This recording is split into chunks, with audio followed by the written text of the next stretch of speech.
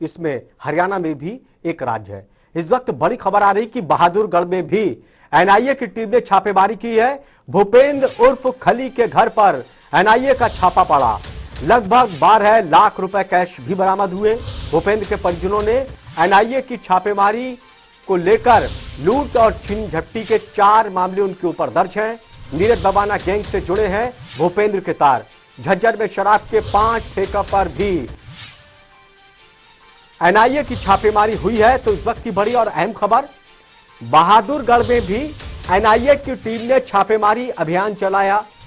12 लाख रुपए कैश उसके घर से बरामद किए। भूपेंद्र के परिजनों से एनआईए की टीम ने पूछताछ की। लूट छीन झपटी के करीब 4 मामले दर्ज हैं भूपेंद्र के ऊपर। नीरज बबाना गैंग से ये जुड़ा हुआ है। झज्जर में शराब के 5 ठेके भी ये चलाता है।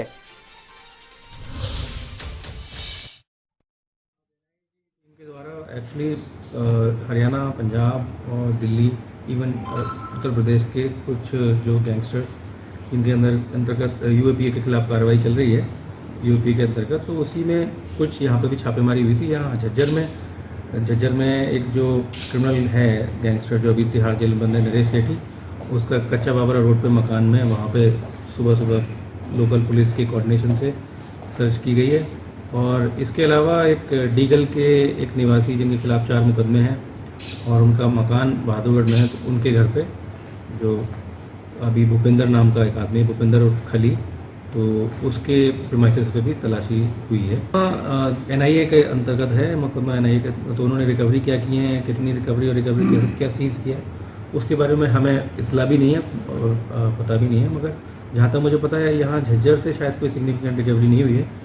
बहादुरगढ़ से जो भूपेंद्र है उसके मकान से कुछ कैश 10-12 लाख रुपए कैश रिकवर हुआ है। अवैध जो पैसा कमाया जा रहा है, किन किन कारोबारों से कमाया जा रहा है, उसके संबंध में और कितने जो संपत्ति बनाई गई है, कब की बनाई गई, इस संबंध में जो इकोनॉमिक ऑफेंसेस की साथ साथ उनकी इकोनॉमिक बैकग्राउंड की भी इन्वेस्टिगेशन करते हैं। इसी के प्रक्रिया में इन लोगों के खिलाफ यहाँ रेड हुई है।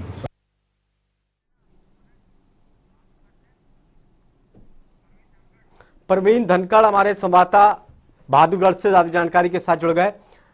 प्रवीण, क्या कुछ एनआईए की टीम पहुंची तो वहां पर भूपेंद्र के खिलाफ उनको सबूत मिले?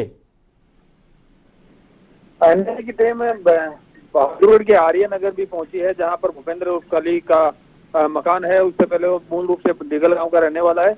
वो डिगल गांव में भी उसके घर पर एनआईए की रेड पड़ी है। एनआईए, जिस तरह एसपी झज्जर वसीम अकरम ने बताया कि एनआईए को वहां से 10-12 लाख रुपए भी बरामद हुए और जो लगातार एनआईए की रेड अपराधियों पर पड़ रही है, उनका अपराधियों के ऊपर रेड करने का सीधा एक मकसद है कि संगठित अपराध जो है वो कैसे फंडिंग हासिल कर रहा है और उस पैसों का इस्तेमाल कहाँ कहाँ हो रहा है, तो कौन कौन उस पैसों के लेन देन में जो कौन कौन लोग शामिल है, किस तरीके से पैसे की उगाही होती है और किस तरीके से पैसा खर्च किया जाता है, ये तमाम पहलू हैं जिनको लेकर एनआईए लगातार जांच कर रही है।